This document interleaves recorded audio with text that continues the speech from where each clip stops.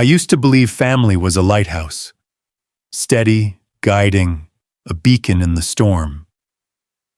But what do you do when that light doesn't guide you? It blinds you, burns you, and leaves you stranded in the dark. On a rainy Easter Sunday, I stood in my father's cramped apartment, holding a torn envelope with one word scrawled across the front: stranger. Meanwhile, my younger brother Mason was outside circling a brand new $70,000 SUV, one I had unknowingly paid for but would never drive. That was the moment I broke, the moment I stopped being their anchor. Before we dive in, make sure you're subscribed for more raw stories like this, and drop your city in the comments. I'd love to know where you're watching from. My name is Ethan. For 6 years, I was the invisible tether holding my family together. Every month, I sent $6,000 to my dad, Robert, and my brother Mason. Car payments, rent, bar tabs, failed startup ideas. I covered it all. I was 29 years old, working 90-hour weeks in data analytics, living in a shoebox apartment with mismatched chairs, while they lived comfortably off my sacrifices. And what did I get for it? That envelope. Stranger. A reminder that in their eyes I wasn't family, just a wallet with a heartbeat. That Easter morning, Mason's cheers echoed through the drizzle.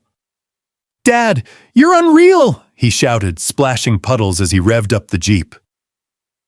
Robert leaned against the doorframe, smirking like he'd cracked some secret code. "Only the best for my son," he said, tossing Mason the keys. I stood in the hallway clutching lukewarm tea, waiting for anything. A nod, a word, some acknowledgement. But Robert didn't even glance at me. Instead, he shoved the envelope into my hand. Mason leaned against the Jeep's hood, grinning. "How's it feel, Ethan? Always second place." Something inside me snapped. I looked at them both and said, "Let's see how you manage without my $6,000 a month." The words fell heavier than the storm outside. When Mom died, I was 22. Mason was only 17. Robert had already unraveled, most of his savings gone in a shady crypto scheme he still pretends never happened. I stepped in. At first, it was $1,000 a month, then $3,000. Eventually, $6,000 once Mason's debts and business ideas spiraled out of control. I skipped vacations, worked weekends, drove a beat-up 12-year-old car while they booked cruises, bought consoles, upgraded phones. Robert called it family loyalty. Mason shrugged and said, "You're killing it, bro. What's the problem?" They never saw the nights I sat staring at my empty savings account, wondering how long I could bleed before there was nothing left of me. 4 days after Easter, my phone was a battlefield. 70 missed calls, 12 voicemails. "Mason, it was just a joke. Relax, Robert. Don't turn your back. We're drowning." At 1 a.m., there was a knock on my door. I checked the peephole. Mason, soaked, hoodie frayed, Robert, hollow-eyed, reeking of gin. "We need you," Robert croaked. But I didn't open the door, not out of spite, out of survival. I was finished. 10 days later, an old coworker emailed me. Subject, "This you?" Inside was a link to a fundraiser.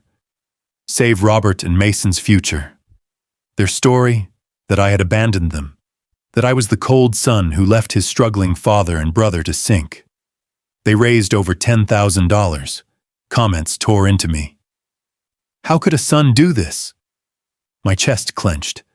I wanted to scream. Instead, I flagged the page. It was gone in 3 days. The funds frozen, and then silence. 2 months later, another knock. This time, Mason stood alone, drenched, shaking. "Not here for money," he whispered. He handed me a warped folder. Inside were pay stubs, dishwashing shifts, a receipt for counseling, and a note in his shaky handwriting. I wrecked myself. But I wrecked you worse. I'm sorry. We didn't hug. We didn't speak. I just nodded. And for the first time, I really saw him. Not the arrogant kid with shiny keys. A man broken, but trying. I didn't pull him up. I pulled myself free.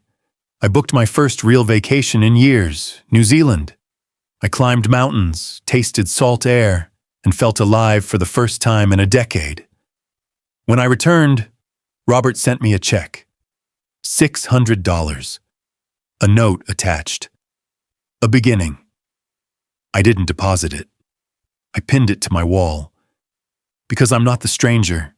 I'm Ethan, and I am whole. If you've ever carried someone else's storm until it almost drowned you, share your story in the comments. How did you finally break free? Subscribe if this resonated, because this story isn't just mine. It's for all of us.